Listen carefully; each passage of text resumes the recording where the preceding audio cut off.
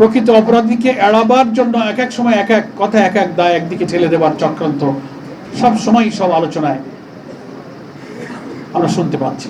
আমাদের দেশপ্রেমিক এই সেনাবাহিনীর এই নির্মম হত্যাকাণ্ডের রহস্যটাকে কেন যেন চাপা দিয়ে রাখার চেষ্টা করা হচ্ছে বারবার। আমরা খুব জোরালোভাবে বলতে চাই, নিরপরাধ কারাবন্দী বিডিআর সদস্যদেরকে মুক্তি দেওয়া হোক, প্রকৃত অপরাধীদেরকে বিচারের মুখোমুখি করে তাদেরকে শাস্তির আওতায় আনা হোক। তাদের এই বেদনার একটা পরিসমাপ্তি হওয়া দরকার। এর সুষ্ঠু বিচার, তদন্ত এবং এর আসল রহস্য জাতির সামনে প্রকাশ্যে উন্মোচনের মধ্য দিয়ে এই ঘটনা যে পরিষ্কারভাবে এদেশের অখণ্ডতা এবং সার্বভৌমত্বের বিরুদ্ধে একটি পরিকল্পিত ষড়যন্ত্র ছিল এবং এর সঙ্গে কারা কারা যুক্ত ছিল সেই সময়ের সাবেক প্রধানমন্ত্রী, যিনি জনতার রুদ্র রোষে দেশ থেকে পালিয়ে যেতে বাধ্য হয়েছেন, নানান খুনের অভিযোগে তিনি অভিযুক্ত এবং সাজাপ্রাপ্ত, তিনি সহ আধিপত্যবাদী শক্তির প্রত্যক্ষ মদদে আমাদের অখণ্ডতা এবং সার্বভৌমত্বকে বিকিয়ে দেওয়ার জন্য ইতিহাসের নৃশংসতম এই সেনা হত্যাযজ্ঞ তাদেরই পরিকল্পনায় হয়েছিল। নানান গোয়েন্দা সংস্থার তথ্যে সেটা উঠে এসেছে। বারবার সে কাহিনী চাপা দিতে চাওয়া হয়েছে নানান এজেন্সির মধ্য থেকে।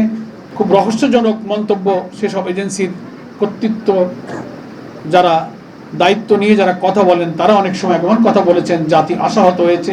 প্রকৃত অপরাধীকে এড়াবার জন্য এক এক সময় এক এক কথা এক এক দায় একদিকে ঠেলে দেবার চক্রান্ত সব সময় সব আলোচনায় আমরা শুনতে পাচ্ছি। আমরা কতদিন এই নির্মমতার বোঝা বয়ে চলব? এইসব শহীদ পরিবারের চোখের পানি, তাদের সন্তানদের আহাজারি, তাদের এই বেদনার একটা পরিসমাপ্তি হওয়া দরকার। এর সুষ্ঠু বিচার, তদন্ত এবং এর আসল রহস্য জাতির সামনে প্রকাশ্যে উন্মোচনের মধ্য দিয়ে জামাত ইসলামী সেটাই চায়। একদিকে বিশেষ ট্রাইব্যুনালে বিচার চলছে, আবার দেখা যায় বিচারিক দিক থেকে বলা হচ্ছে যে আপিল ডিভিশনে বিচারাধীন, এটাকে পুনঃতদন্তের একটা আইনি প্রক্রিয়া ছাড়া যাওয়া যাবে না। আবার অন্তর্বর্তীকালীন সরকারের সময় তদন্তের যে সমস্ত বিষয়গুলো আলোচনায় উঠে এসেছে, কোনোটার সাথে কোনোটার সমন্বয় নেই। ফলে কোন এক অজানা কারণে আমাদের দেশপ্রেমিক এই সেনাবাহিনীর এই নির্মম হত্যাকাণ্ডের রহস্যটাকে কেন যেন চাপা দিয়ে রাখার চেষ্টা করা হচ্ছে বারবার। এই জন্য আমরা এই আলোচনাকে আর দীর্ঘ না করে কথা, আমাদের মূল আজকে একটাই, যে সেই সময়কার ক্ষমতাসীন প্রধানমন্ত্রীর নির্দেশনায়, সহযোগিতায়, মদদে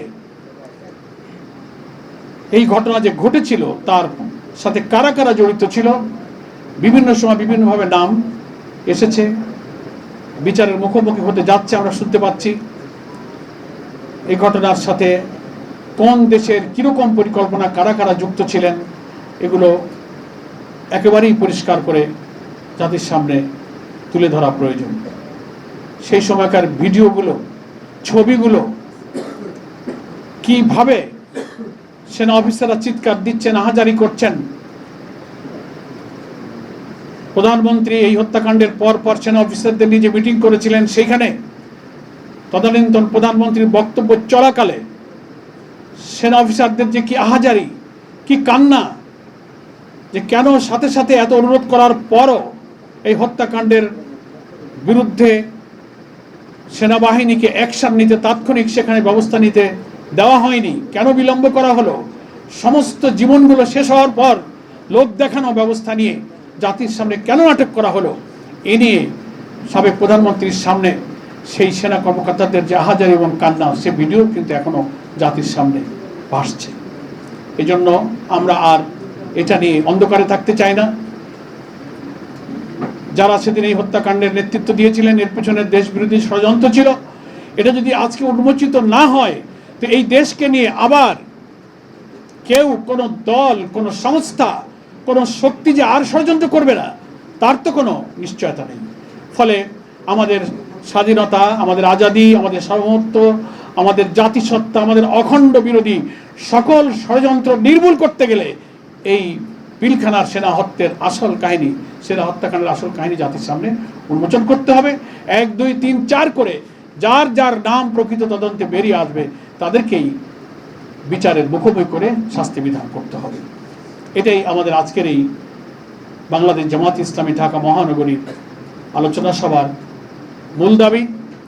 সেদিন যারা দেশমাতৃকার জন্য, দেশপ্রেমের জন্য অকুতোভয় সেনা অফিসাররা নির্মমভাবে নিহত হয়েছিলেন, যে নিষ্ঠুরতা, যে বর্বরতা, যে লোমহর্ষক, যা চোখ দিয়ে দেখা যায় না, কান দিয়ে শোনা যায় না, যে শিহরণগুলো খুবই অমানবিক, শিশুরাও যা দেখে দেখে চোখের পানি ফেলেছে, বুঝতে পারে না রাজনীতি, কিন্তু সেই ভাষা, সেই দৃশ্য, সেই গান মানুষকে আজও কাঁদায়। সেই দিন হত্যাকাণ্ডের শিকার সেই সব সেনা অফিসার এবং তার পরিবারের সদস্যদের মধ্যে যারা দুনিয়া থেকে চিরবিদায় নিয়েছেন, তাদের জন্য আমরা আজকে আল্লাহ তাআলার কাছে মাগফিরাত কামনা করছি। দেশপ্রেমের জন্য তাদের শাহাদাতের মর্যাদা কামনা করছি। আল্লাহ তাআলার কাছে তাদের জান্নাতে উচ্চ মাকাম কামনা করছি।